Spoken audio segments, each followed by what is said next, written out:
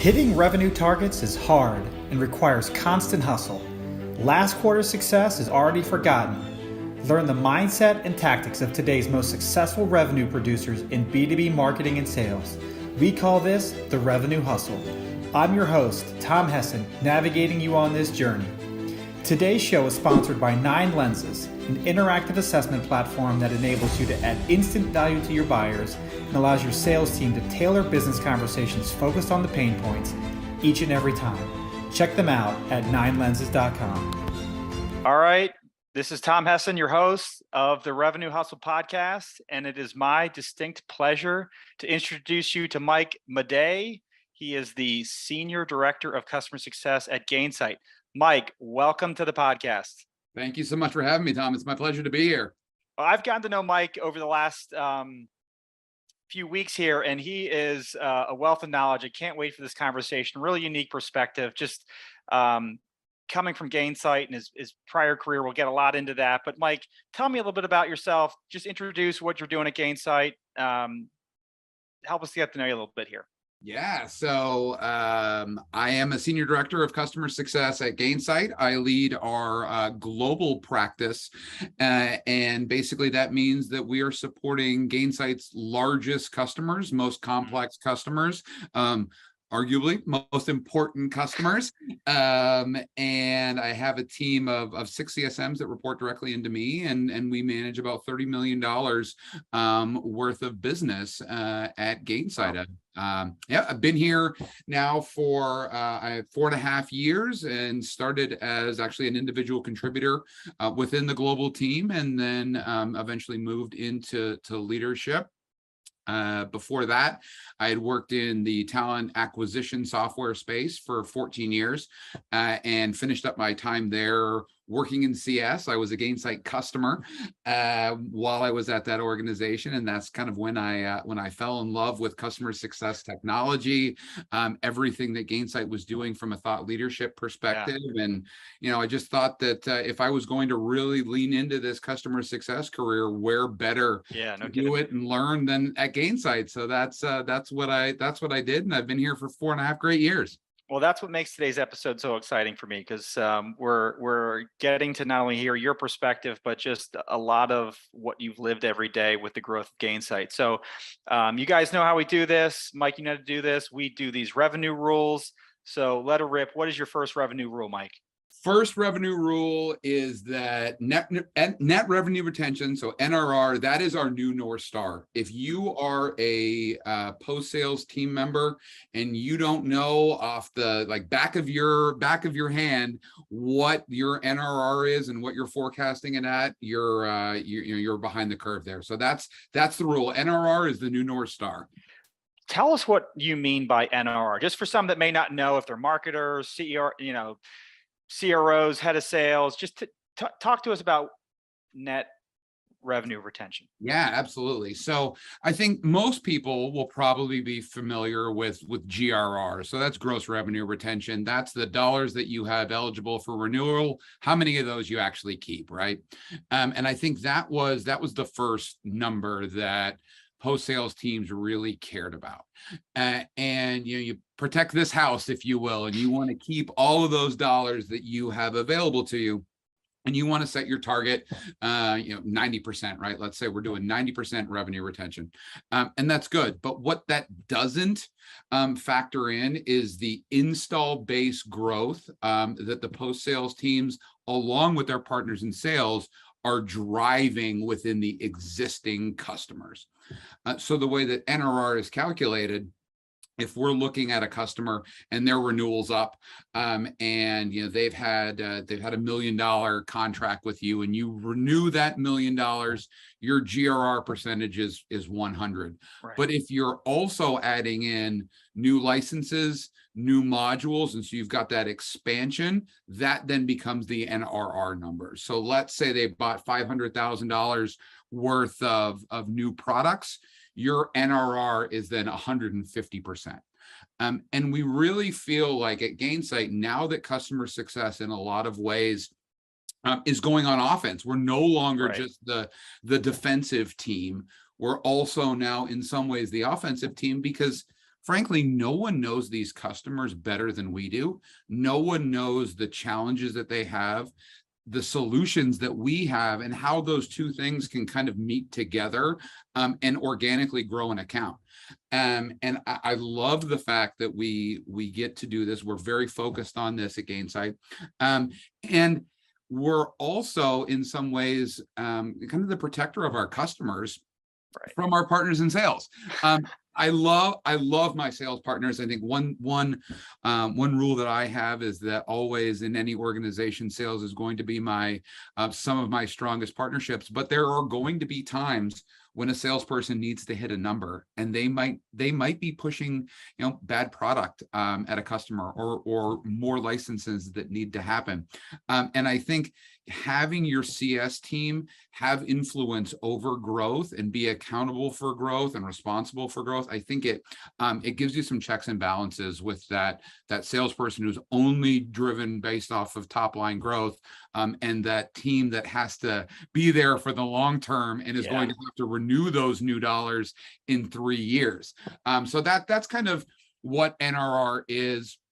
It does require a good amount of reporting and RevOps kind of legwork there. So to all of the CS folks who might not have that NRR number right now at their fingertips, make friends with RevOps, introduce them to the concept if they're not familiar with it, and then underlie the importance of why you should be focusing on it as a metric.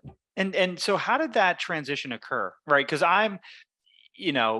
if you, like you said, if you have $1 million contract, you renew it, it's 100%, or maybe they buy something new and now it's, like you said, it's 500,000, so it's 1.5 million. Is so that you could say your gross revenue retention is now 150%. So is it semantics, or is it or did gross revenue just, you could only go up to 100? So technically, by the definition that Gainsight uses, gross revenue can only go up for 100. And I think one of the inflection points for me, and this was a conversation going back a couple, 2-3 years ago, when I was talking with our CCO, and we're starting to do some of this discovery around attributing growth to CS. And she asked me, she said, what percentage of these accounts that grew do you think that CS was responsible for driving? And I said 100%.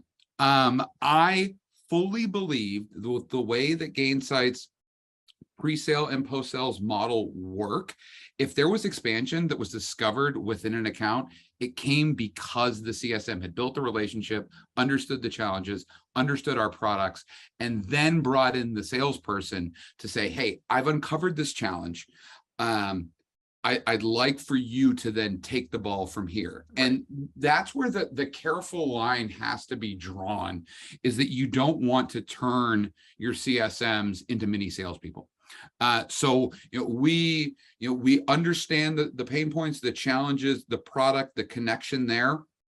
And then as soon as commercials start to be discussed, that's when we back out of the equation, because that's where negotiations take place, and there can be some friction points that happen during that time window, and I don't want my folks to be a part of that. I don't want the relationship that they've built that has led us to this point where we can do this expansion to have a black eye because we were trying to get 10% more out of the customer than what they wanted to pay. So that's where we then back off and we say, okay, it's squarely at the point where we're looking at commercials, we're getting ready to send order forms.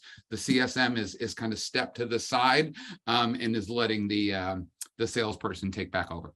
Got it. And is that a new, is that like an account management person, or is that also a new business hunter that's brought back to an existing customer? Yeah, so that talks a little bit about what my second revenue rule is going to be, is structuring your organization to maximize growth. But the way that we do it at Gainsight, the hunter and the farmer from the sales perspective is the same person. And so it's re-engaging that salesperson who's never really left, but they've got other priorities. Sure. Yeah. They're not so as engaged. Yeah, they're a little bit less engaged. Most organizations will incent their salespeople to go and hunt net new business. And so, yeah, great. Go out and hunt those whales, find that next 7-figure deal for us.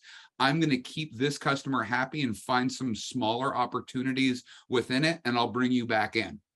And so what we do, we use the concept of a customer success qualified lead. So we'll call that, with acronym as CSQL.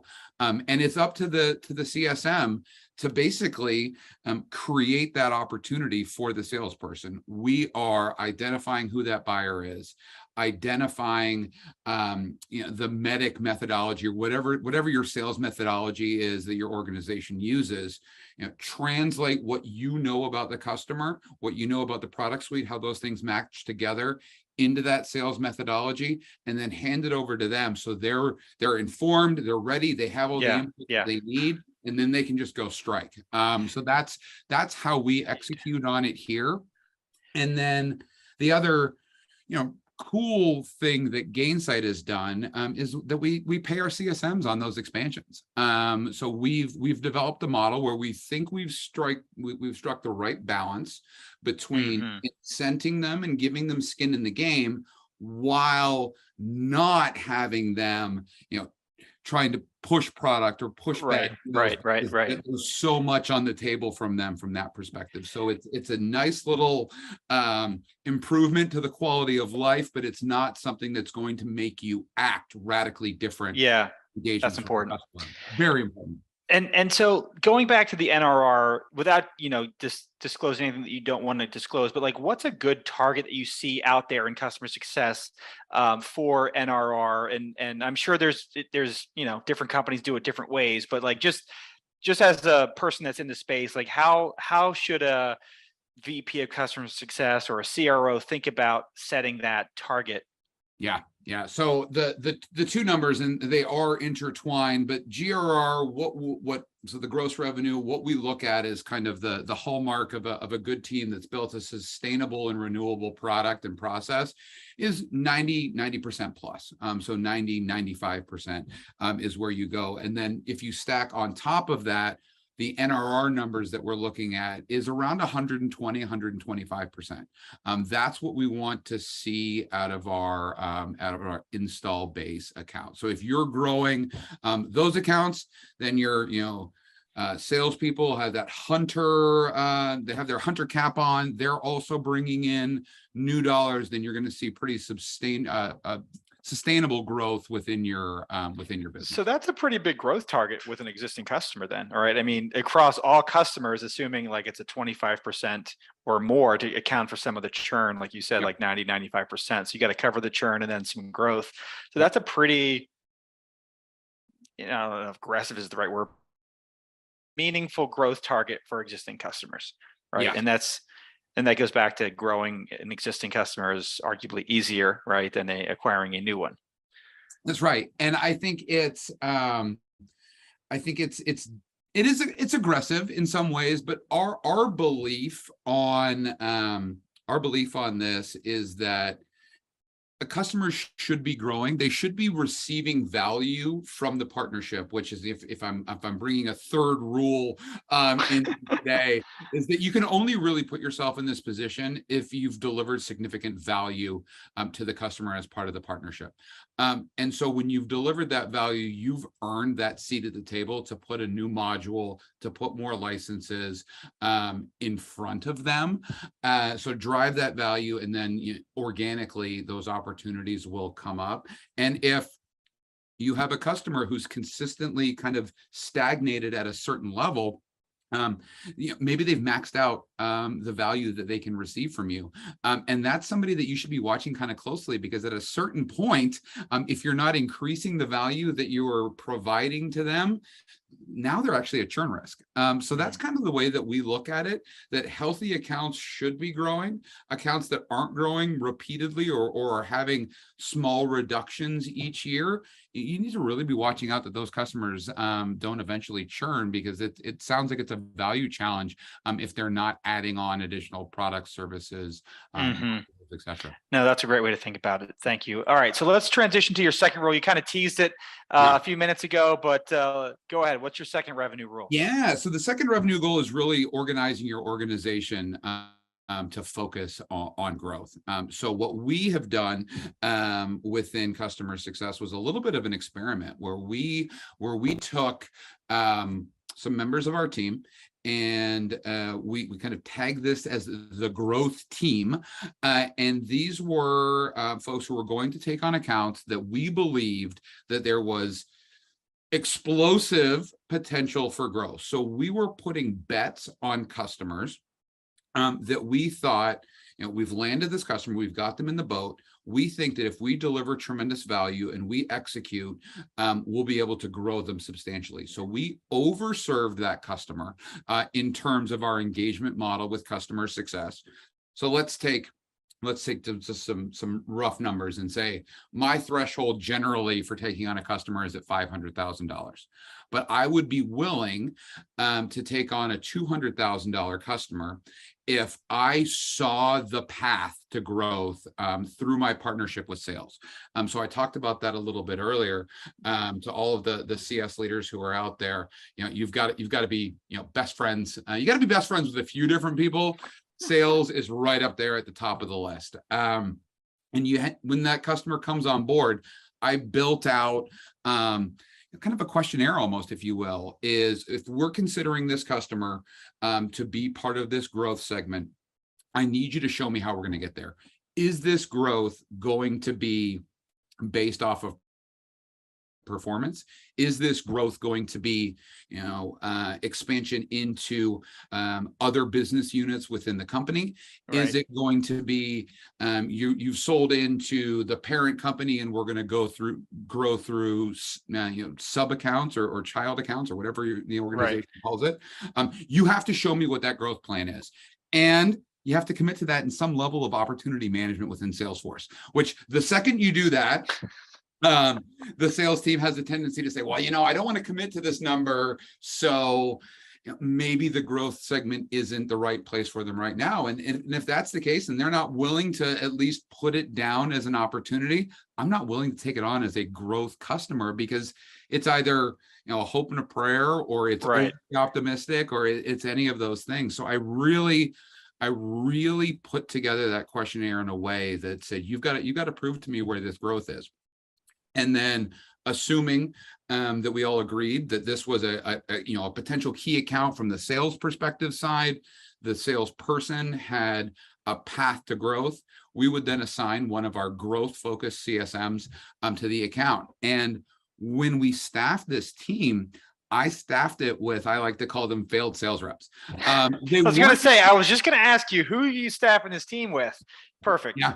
I staffed it with failed sales reps, not that they failed because they couldn't hit their number, or they didn't like the pressure of sales. It's for people who did that and lived that life, but felt like they enjoyed growing the relationship with the customer and the understanding of the business. That is more what energized them than ringing the bell at the end of the quarter over a deal. So those are the people, the entire team at one point in their career had commercial responsibilities, either as an account manager or as a salesperson. So we really specifically targeted that because we needed that team to have the muscle memory and the kind of senses to hear conversations with a customer and automatically be thinking growth right away. And that's not something that everyone has and everyone does. So we looked for that very specific persona within that team, and then staffed it up. And then we built our model, as I mentioned earlier. We kind of overserved the customer well beyond what their spend with us would dictate, from an engagement model, from access to our executives, to kind of the white glove treatment of invites to special events and opportunities to speak at Pulse and kind of all those things. We over-indexed there because we believed that that's what we needed to do for that growth path. And we were very specific about how we drove value delivery.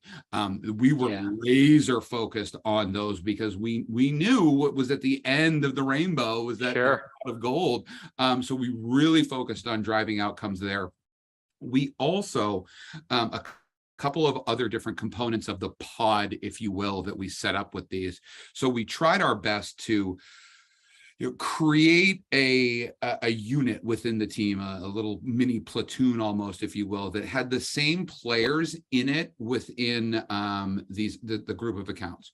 So the salesperson was matched up with the CSM, the solutions consultant who at Gainsight does a lot of the discovery and demo. We had the same person there. We tried to leverage wherever we could the same professional services resources on those accounts, the same premier support agent, and then the same executive sponsor on the Gainsight side. So this group really got to learn each other's motions, learn each other's strong suits and relative weak points within what they were doing with the customer, and really acting kind of like a platoon or a team, if you will.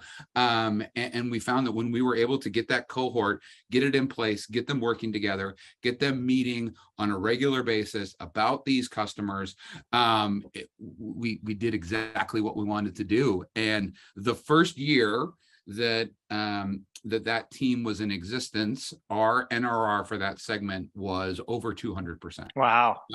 Yeah, so the proof was in the pudding. Yeah. We built this model, we made some kind of assumptions, we staffed the team in a little bit of a unique way, pulled together resources kind of differently, and they went out and executed. And I think it was 212% was the NRR in that first year. Now, this year, given kind of economic uncertainty, and we can debate, are we in a recession or are we not, where is it? I don't know that we're going to have as much growth from this team this year, but we're still projecting sizable growth.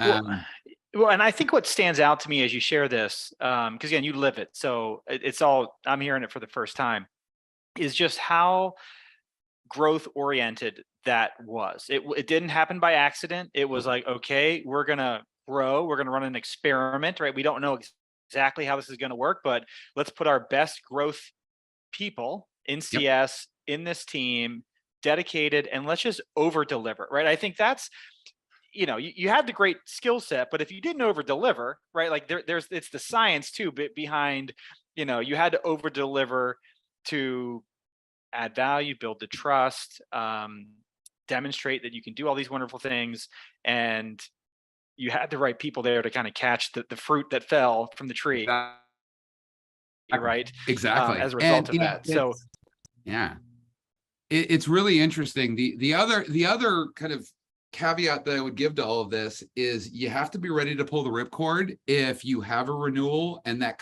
customer doesn't grow. You have to be okay sending them to the segment that they belong in. And we had a couple of those because we were so focused on growth within this team. And the customer did okay. They did well. There were market factors or different things that changed within the organization, and that growth did not happen. And we, kind of right-sized the customer success alignment to that customer. And then we pulled in new customers. We didn't really add a ton of headcount, so we had to be smart about how we manage those customers that were in with that segment. And unfortunately, there were a few customers that didn't have the growth that we had kind of thought that they might have, and so they moved segments. And we were upfront about it. Our models, fortunately, I work at the customer success company. So regardless of who your CSM is and the model and the segment that you're working with, you're going to receive tremendous support. Sure. But we just, you weren't as high touch. You weren't going to have kind of our CEO on speed dial, if you will, as a part of this other segment. And so that's the other thing that I'd make sure that folks were thought about. Well, yeah, I mean, because that may not be obvious, right? You staff it and you're like, okay, well, now I need to put more people in, right? We got all these new customers coming in that fit the profile, but unless you're growing the team exponentially, right, or just continue to grow the head count, you're like, well, we've got to right size the customers in that segment. No, that makes a lot of sense. Yeah, and so we had the great news is we had that success story about how we were growing these accounts. So it made it a little bit easier to have conversations with, we call it teammate success, but kind of HR conversations around our staffing needs. And we said, look, we've done this, we've built this track record, we expect this type of growth. You're going to have to help us out here when it comes to a headcount perspective. So initially that team started off as 6 teammates. We grew it up to 11 teammates because we saw the success that was coming as a part of it. And the organization acknowledged that, NRR being our new North Star, this team being so focused on delivering NRR back to the company, it was a smart bet to kind of bet on the growth team like we were betting on customers. So that required a little bit of finessing and conversations. The other area that was critically important, this goes back to my commentary earlier around being good friends with your partners in sales. We needed to understand what their forecasts look like. Who's coming down the pike that might be in this segment? And if you've got 15 of these deals coming up in Q3, and my folks are already, getting to be 100% utilized, you've got to let me know that, what's happening here, because I have to get in front of this from a staffing perspective. And if not, we're not going to be able to serve these customers in the way that we want to, because I don't want to overburden my CS team with too many accounts. Then your peanut butter spread, you're doing what you can. So it did require that kind of networking and internal kind of politicking with finance, with teammate success, and then also that really close collaboration with sales. And this is where Gainsight, one of the amazing things that we do is we have an organization-wide weekly business review. And all of the major kind of department heads come and they kind of report out. And the sales one, that was the one that I was always very keenly listening to. Let me see that pipeline. Let me see what new has come into the pipe that I need to be thinking about from a staffing perspective.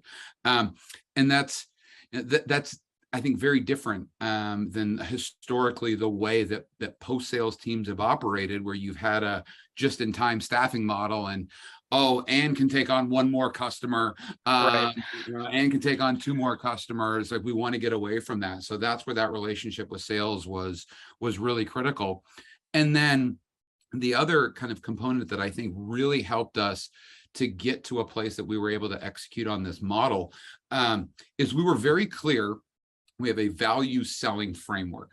So when sales is talking to prospects about what they should receive from Gainsight in exchange for their money, we're going to give them solutions and services and software.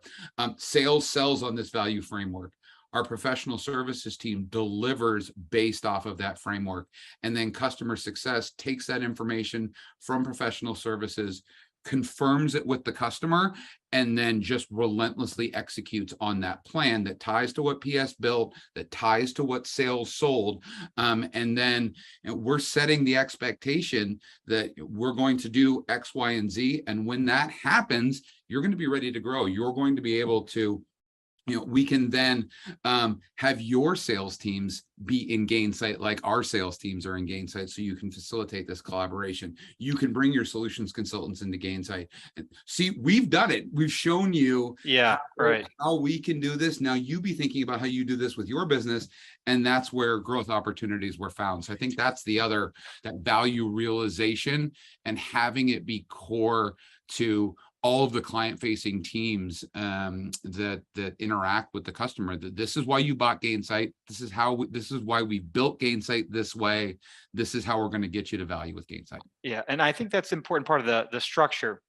Like, you're structuring the team based on growth potential, right? Or you're putting the customers in different segments that comes along with different levels of touch and service and so on, right? Because again, they're probably paying at different levels as well, right? And so then you're staffing the teams differently, but you're also thinking about the growth from the get-go. And I think that's growth oftentimes is an afterthought. I mean, everyone likes to talk about expansion, but rarely is there a systemic approach to how we achieve that, right? And organizing around a framework or a methodology or approach to actually deliver on that. And then I'm sure you report on that as well. So I think that's really insightful, just to see how it shapes the way I mean, you guys organize. This is big ups to my my CS Ops organization and the RevOps organization at Gainsight, where they have all of those value selling reasons and then outcomes. We can report by the click of a button. I can go and I can see what percentage of our customer base bought off of, you know, reason 1, reason 2, reason 3, and then I'm able to see how many of those outcomes we've been able to pull through for those customers.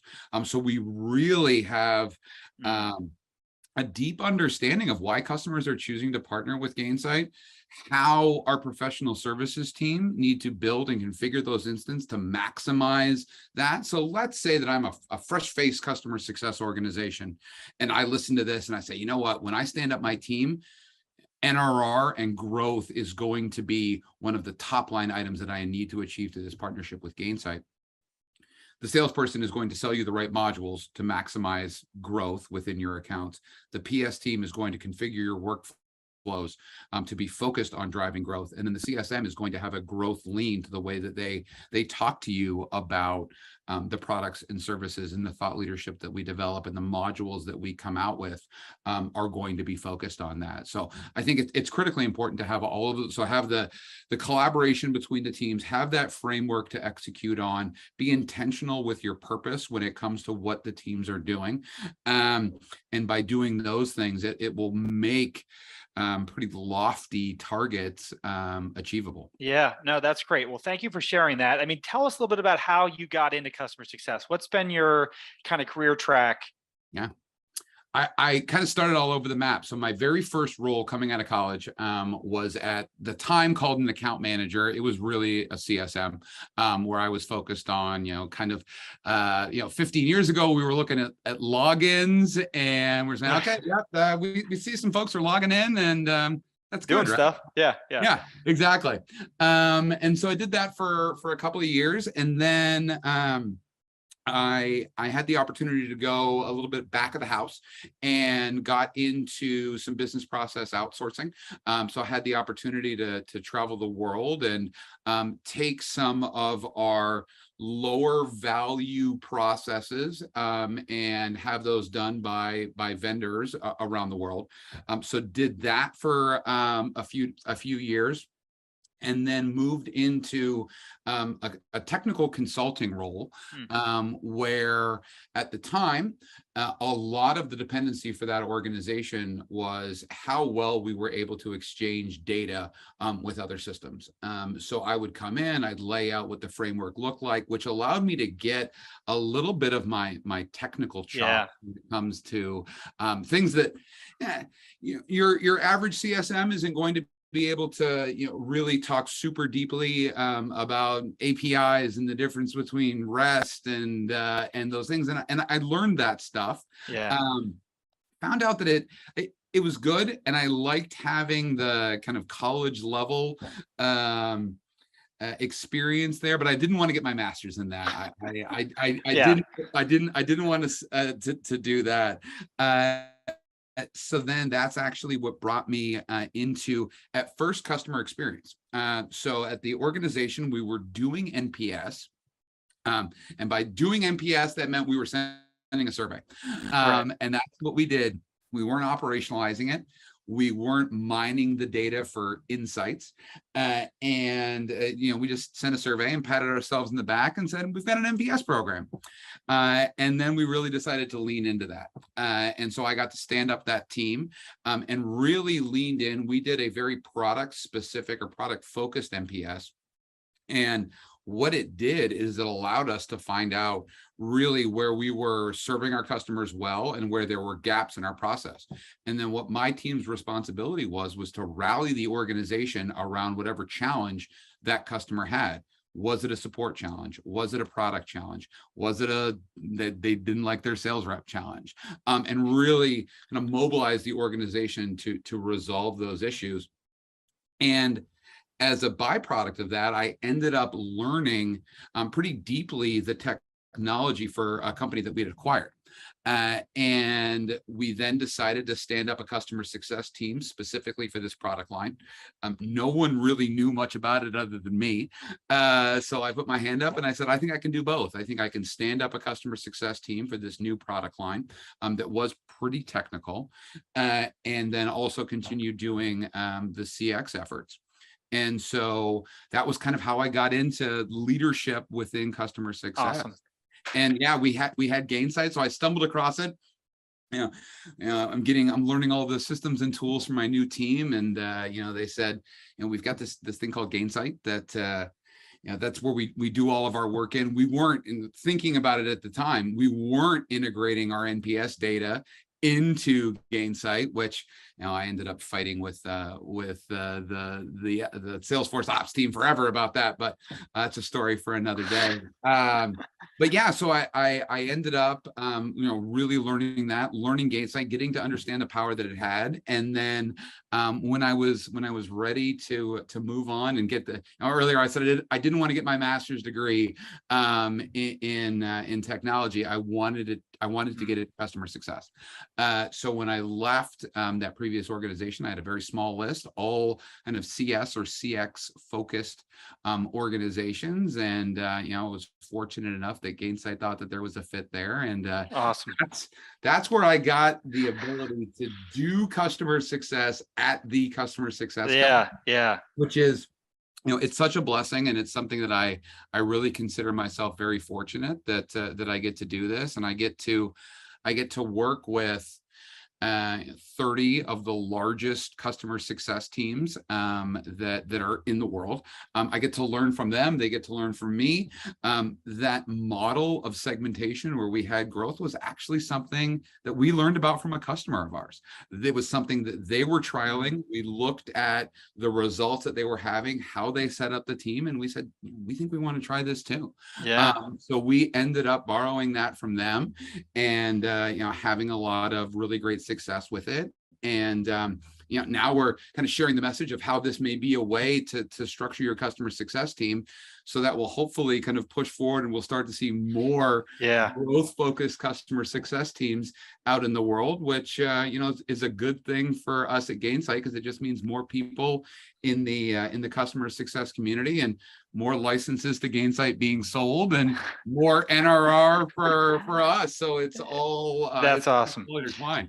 Well, Mike, that's awesome. Thank you for sharing all that. And no, that's been I can see how it all comes together, right? I mean, it, you really were building upon each step to where you are now, and certainly well positioned for the future. Where can we follow you online? So the majority of my social presence is on LinkedIn. So Michael Maday, Gainsight, I'm the only one here. And so I will, I get to do a decent amount of this type of engagement with the market. So I always post and share what I do there. Additionally, I wouldn't be doing Gainsight proud if I didn't plug that Pulse is coming up, which is the largest customer success event. It's in San Francisco, the week of August 15th, and there's also virtual sessions available there if you aren't able to travel at this point. But I'll be presenting at Pulse. I'm actually leading Pulse Academy Live, which is a bit of an onboarding and training for new customer success admins, new folks within CS.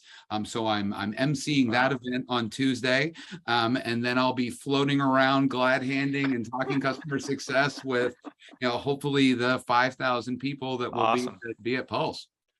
Awesome. Well, thanks for bringing that up. I'll put a note in the comments. So if you want to send me I think I know where it is, but I'll get a link to Pulse, put that in the show notes. But thanks for coming on, talking about customer success. I love the 2 revenue rules. I think they're incredibly valuable and very different, right? I think you guys are definitely doing something different at Gainsight, which is reflected in the growth of the company.